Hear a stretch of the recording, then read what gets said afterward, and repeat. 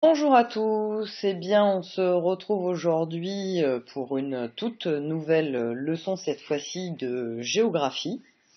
Et j'espère que, concernant les quiz, j'étais assez contente puisque j'ai quand même reçu 2 tiers des élèves qui ont donc joué le jeu et effectivement réalisé des quiz que j'ai pu envoyer plus ou moins avec facilité des 5e 3 vers la 5e 4 ou inversement.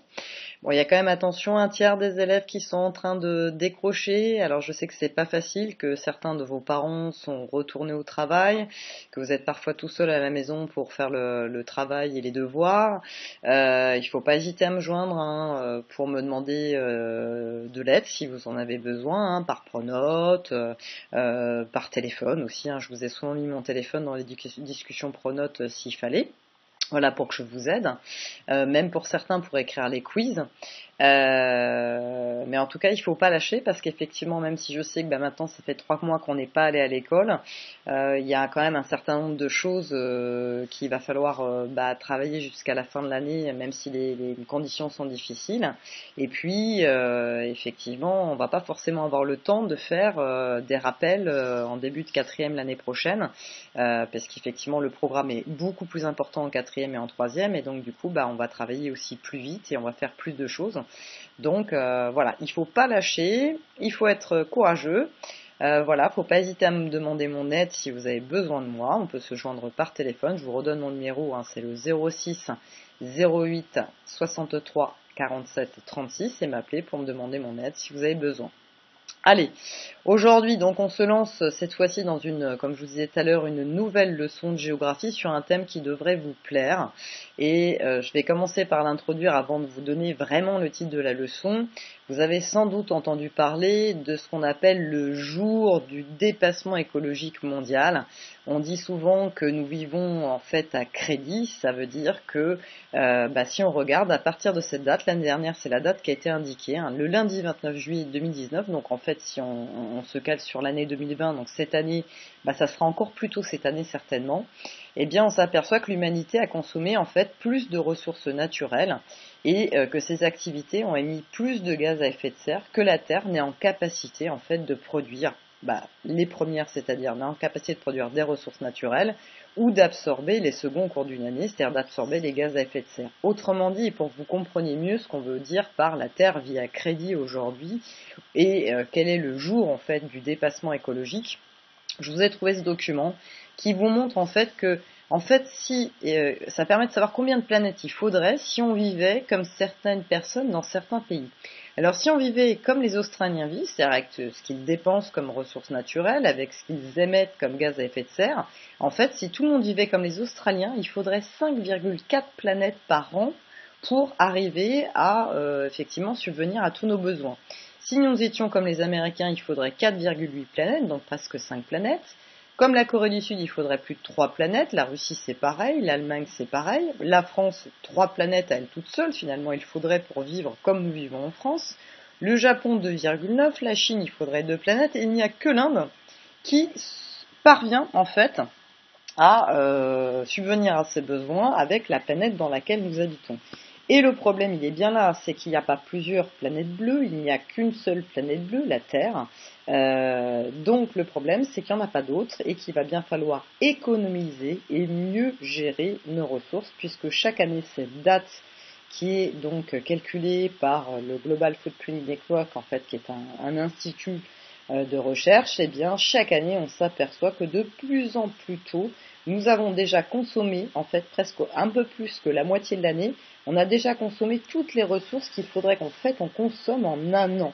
Donc au bout de 7 mois, on a consommé tout ce qu'on aurait dû consommer en 12 mois. Et c'est bien le problème, puisque on continue de consommer passé ces 7 mois, et en fait on est déjà en train de consommer les ressources naturelles de l'année d'après. Et donc il y a bien un moment où ça ne va plus être possible. Donc je pense que vous avez un peu compris la thématique principale en fait de cette leçon, et je vais l'afficher pour le titre du cours, à savoir nous disposons d'un certain nombre de ressources sur Terre qu'il va falloir ménager et mieux utiliser, sinon effectivement bientôt il n'y aura plus de planète bleue, certains auront toutes les ressources, d'autres n'en auront plus, et à la fin plus personne n'en aura, et ça rejoint un peu l'image de la caricature qu'on avait vue, vous vous souvenez, avec la Terre en forme de biberon, où effectivement à un moment donné, il n'y aura plus de ressources sur Terre, il n'y aura plus de biberon, et donc il n'y aura plus d'êtres humains sur Terre. La question qu'on va se poser, effectivement, la planète dispose-t-elle de ressources suffisantes pour toute l'humanité? Je crois que vous avez déjà compris que ça dépend comment on va les utiliser.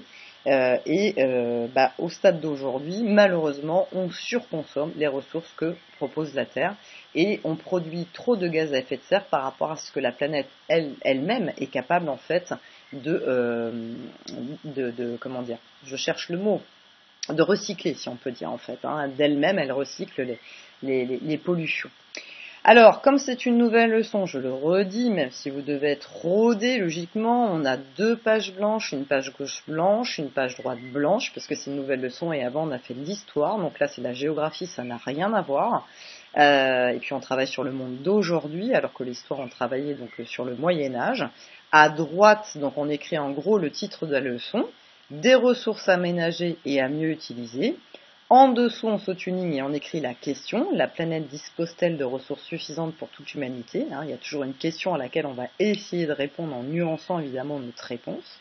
Et page de gauche, je vais vous l'expliquer après, on fera une étude de cas. Alors, j'ai choisi donc 2 caricatures pour un petit peu introduire le sujet, parce que vous voyez bien avec le document de tout à l'heure qu'on n'a pas tous la même façon de consommer. Certains auraient besoin de 5 planètes par an pour pouvoir subvenir à leurs besoins, et puis d'autres, au contraire, comme l'Inde, parviennent à se suffire de la planète bleue telle que nous l'avons aujourd'hui. C'est bien que nous consommons ces ressources de manière différente. Alors, pour vous faire prendre conscience un peu de tout cela, vous faites pause sur la vidéo si vous n'avez pas eu le temps de noter le titre et la question. Première caricature que je vous propose, on voit 2 images qui sont des dessins de Kali que j'ai pris en 2012. On a 2 images, une première image à gauche où effectivement on voit une dame, alors certainement une européenne ou une américaine qui prend son bain. Sur la deuxième image, on a 2 africaines au contraire qui sont en train de porter des seaux d'eau sur la tête après avoir puisé de l'eau dans un puits.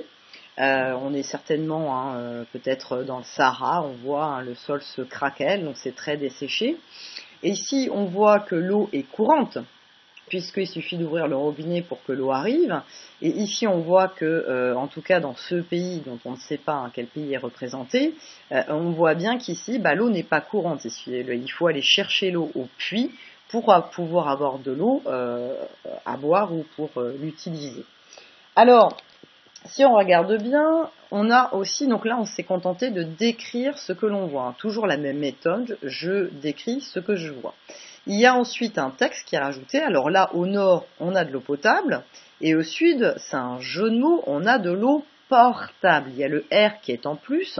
Donc jeu de mots ici, on voit bien que l'eau potable, c'est-à-dire que les pays riches, en fait, n'ont pas besoin de compter l'eau. C'est une ressource qu'ils possèdent en abondance, voire qu'ils gaspillent. On voit bien, la dame fait déborder de l'eau de son bain, se pose pas de questions. L'eau est courante, elle est potable, ça veut dire qu'elle a été traitée. Les gens ne se posent pas la question de savoir comment toute cette eau arrive. Ils tournent le robinet et l'eau est là, c'est pas un problème. En revanche, en Afrique, on s'aperçoit, en tout cas dans beaucoup de pays africains, c'est pas le cas de tous les pays africains, il y a beaucoup de villes en Afrique, évidemment, où vous avez de l'eau courante.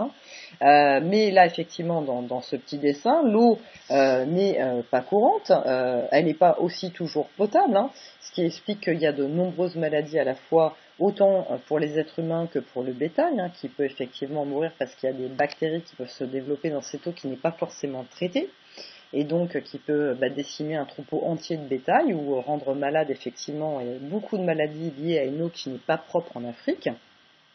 Donc là, on voit bien que on n'a pas du tout la même utilisation de l'eau, on n'a pas du tout conscience en fait que l'eau est une ressource vitale. Là, on ne se pose pas de questions, on gaspille s'il faut. Et puis là, effectivement, on a bien conscience que l'eau, il faut aller la chercher, il faut aller la porter, et qu'elle n'est pas forcément potable, donc que c'est une ressource réellement vitale. Alors, deuxième petit dessin que j'essaie de vous montrer. Alors, au nord, j'insiste, je reviens, excusez-moi, j'essaie de penser à tout en même temps. Au nord, ça désigne donc plutôt, si je vous posais la question, vous me l'auriez dit, je pense, plutôt les pays riches. Et au sud, plutôt les pays pauvres. Alors là, on pourrait critiquer, puisque vous êtes maintenant des spécialistes, quand on a étudié les pays riches et les pays pauvres, vous avez bien vu qu'en fait, ce découpage, il n'est pas si simple que ça. Il n'y a pas que les riches au nord et les pauvres au sud, puisqu'on a vu qu'il y a un certain nombre de pays qui sont émergents, et on a vu que dans les pays des Sud, par exemple, ils n'ont pas tous le même rythme. Rappelez-vous de cette image du train. Dans les pays du Sud, il y a des pays qui sont les moins avancés, les PMA qui sont très pauvres, mais il y a des pays qui sont en voie de développement, les PVD, et qui, eux, sont un petit peu moins pauvres et sont en train de se développer. Et puis, il y a aussi les pays émergents qui ont une croissance économique très rapide, même si la population n'a pas encore accès aux mêmes conditions de vie que dans les pays riches. Ce sont des pays qui évoluent très vite, qui nous rattrapent très vite, et donc on ne peut pas tous les mettre dans le même sac. Certes, c'est vrai que dans le Nord, il y a plutôt des pays riches, industrialisés et développés, mais dans le Sud, il faudrait qu'on mette des Suds, on mette du pluriel, parce qu'effectivement, vous vous souvenez qu'il y a différents rythmes de développement économique. Bref, il y a quand même une coupure entre ceux qui utilisent l'eau de manière, ils n'ont pas le choix, effectivement, c'est une ressource précieuse et limitée, et ici, on ne se pose pas la question, effectivement, y a-t-il encore assez de ressources en eau ? Deuxième caricature pour aborder un autre thème. Alors cette fois-ci, vous savez bien que j'aime bien prendre souvent des caricatures, et pour le coup, je continue avec cette image de la Terre. Cette fois-ci, ce n'est pas un biberon.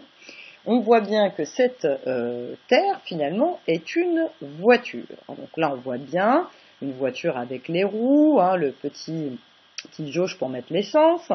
Et puis, effectivement, on lit donc le texte, bip bip donc l'accent, azut on roule sur la réserve. Qu'est-ce que ça veut dire rouler sur la réserve ? Quand on dit qu'on roule sur la réserve en voiture, vous avez un petit voyant qui s'allume pour vous dire que vous n'avez plus d'essence. Mais comme la Terre est une voiture, il faut faire le lien avec la Terre. Ça veut dire que si la Terre n'a plus de réserve, à proprement dit, ça veut dire qu'elle n'a plus de ressources naturelles. On est en train de rouler sur la réserve, on roule sur les ressources naturelles de l'année prochaine. Et donc on a épuisé en partie les ressources de l'année en cours. Donc si vous regardez bien en fait, quelles sont les deux ressources qui sont menacées en fait dans ces dessins ? Dans le premier, on voit que la première ressource qui est menacée, c'est l'eau, qui est vitale. Et puis dans le deuxième dessin, c'est par exemple le pétrole, puisque pour faire rouler une voiture, il faut de l'essence, et l'essence, c'est du pétrole. Donc on vous parle ici de l'eau et du pétrole. Et en quoi ces deux ressources, elles sont indispensables à la vie des êtres humains sur Terre ? Si vous réfléchissez, l'eau, évidemment, c'est logique, vous l'auriez trouvé facilement en classe, c'est un élément vital à la survie des hommes. On ne peut pas vivre sans eau plus de 2 ou 3 jours, ça dépend des personnes, mais c'est vraiment la ressource indispensable. Autant on peut rester sans manger plusieurs jours, jusqu'à une certaine limite, mais autant l'eau c'est extrêmement rapide, l'eau est indispensable à la vie des hommes. Mais elle sert aussi, vous devez penser, à plein d'utilisations fondamentales. Quand, par exemple, on pense à la production agricole, pour manger, par exemple, 1 kg de viande, il faut 1000 litres d'eau pour produire les céréales qui vont nourrir donc la vache, qui va permettre de faire 1 kg de viande. Si on pense aux industries, pour produire une voiture, ça je pense que vous ne le savez pas, il faut 16 000 litres d'eau pour pouvoir construire une voiture. Donc on voit bien à quel point, pourtant on peut penser que ça n'a rien à voir, mais dans la chaîne industrielle, on utilise l'eau, et effectivement 16 000 litres d'eau pour faire une voiture. Donc si on n'a plus d'eau, on ne peut plus produire un certain nombre de produits industriels. Si on pense encore aux activités touristiques, les piscines, etc., il y a les golfs qu'il faut énormément irriguer, par exemple, il faut aussi beaucoup d'eau. Et si on pense par exemple aussi à l'électricité ou au pétrole, ce sont des ressources énergétiques qui sont indispensables en fait pour tous les secteurs économiques. Bref, vous l'avez compris, nous n'avons pas la même utilisation de ces ressources et donc c'est bien ce qui va poser problème. Alors, après avoir introduit donc un petit peu cette leçon, on va travailler comme souvent en géographie, on étudie toujours un pays en particulier ou plusieurs pays.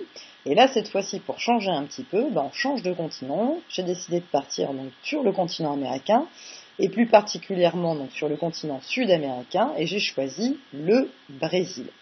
Alors, vous avez une fiche en pièce jointe où vous avez différents documents et vous avez un certain nombre de questions à compléter. Alors, je vais vous laisser 2 jours pour répondre à toutes ces questions. Ça veut dire que, par exemple, pour les 5e 3, aujourd'hui, vous commencez à travailler une petite heure pour répondre à peu près à la moitié des questions de cette étude de cas. Et puis mercredi matin, vous finirez cette étude de cas, vous finirez de répondre aux questions à la deuxième moitié. Dans le cas des 5e cadres, il y a cours mardi d'histoire-géographie, donc vous faites une première moitié, et puis jeudi, vous finirez l'autre moitié de cette fiche sur le Brésil. Et vendredi, on se retrouve tous ensemble pour corriger vos questions, que vous pouvez écrire au crayon de papier. Si vous n'avez plus de quoi imprimer, vous pouvez très bien écrire page de gauche uniquement le document 1, et puis à ce moment-là, vous mettez question numéro 1 et vous mettez tout de suite la réponse. Il n'y a pas forcément besoin de l'imprimer. Je vous l'ai mis quand même en pièce jointe, comme ça vous l'avez en couleur, et ça vous permet de mieux voir les documents. Alors, je vous les présente un petit peu pour que ça soit un petit peu plus clair. Donc, vous allez avoir un premier document. Vous avez un graphique de la consommation d'énergie, de pétrole par habitant au Brésil entre 1970 et 2012. Et je vous montre aussi, par exemple, la croissance de la population brésilienne à peu près sur la même période. Enfin, je suis même remonté beaucoup plus loin. Donc, si on prend 1970-2010, on s'aperçoit que la population du Brésil a énormément augmenté. Et donc, c'est aussi pour ça, vous en doutez bien, qu'elle consomme beaucoup plus de pétrole pour ses activités. J'en dis pas plus, vous verrez les questions. Deuxième document, je vous présente un camembert en fait, qui vous montre les différentes énergies qui sont consommées au Brésil, le pétrole, le gaz, les biocarburants, l'hydroélectricité, le nucléaire, le charbon, le solaire ou l'éolien, c'est le vent. Vous avez d'une part les énergies renouvelables, et puis de l'autre côté les énergies fossiles. Et logiquement, vous connaissez la différence. Ensuite, je vous ai mis également une carte, en fait, ici, avec la localisation. Vous voyez, il y a notamment du pétrole et du gaz offshore, c'est-à-dire qu'on a trouvé des nappes de pétrole et de gaz dans l'océan Atlantique, donc il y a des plateformes pétrolières dans l'océan.